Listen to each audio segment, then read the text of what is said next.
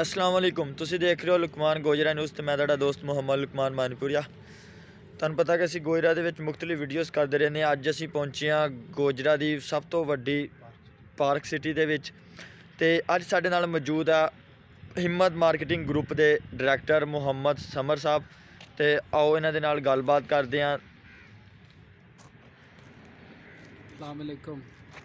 Summer Javed हिम्मत marketing group park city Gojra कर रहे हैं। फिलहाल ये 2 साल की इंस्टॉलमेंट ते TMA गोजरा तो मंजूर है तो बड़ी आसान एक साथ असी ये प्लॉट ऑफर कर रहे हैं। गवर्नमेंट तो मंजूरी तो बाद ये सारी डिवेलपमेंट आलमोस्ट कंप्लीट है तो वापडा इंट्रोड्यूस हो चुकी है तो 5 मरला मोस्टली इतने प्लॉट पे ने तो कुछ लिमिटेड प्लॉट असी 3 मरला की कटिंग भी की है। घरों की कंस्ट्रक्शन स्टार्ट हो चुकी है तो तुसी वेख सकते हो मस्जिद पार्क्स कब्रिस्तान स्कूल सारा कुछ इत्थे बिल्डअप हो चुका है। तो दूसरा मज़े की गल है कि 1,25,000 नाल बुकिंग है।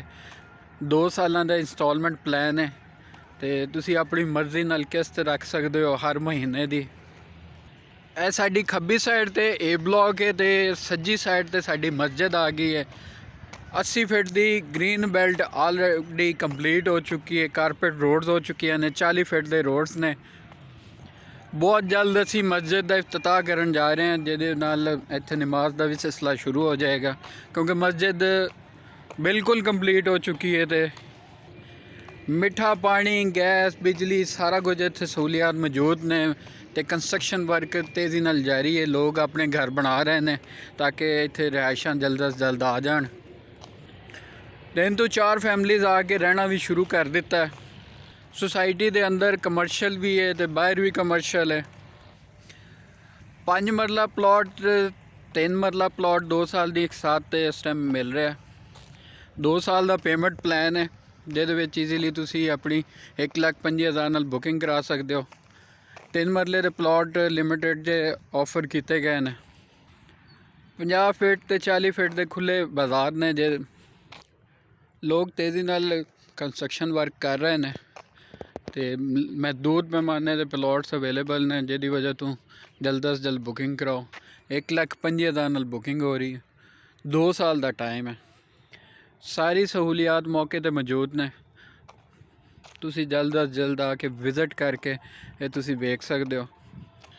हिम्मत मार्केटिंग नैटवर्क इस पूरे पार्क सिटी नूं मार्केट कर रहा है तो इसकी मार्केटिंग भी कर रहा है।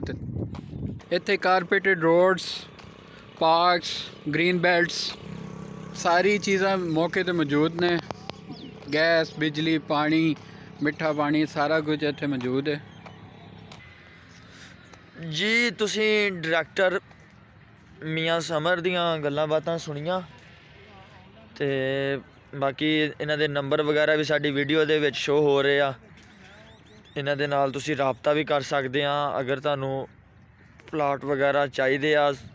गोजरा दे विच सब तो वड्डा इन्हां दा जिहड़ा वा पार्क सिटी आ गोजरा दा सब तो बड़ा ते इन्हां दा ऑफिस जिहड़ा वा हैगा वा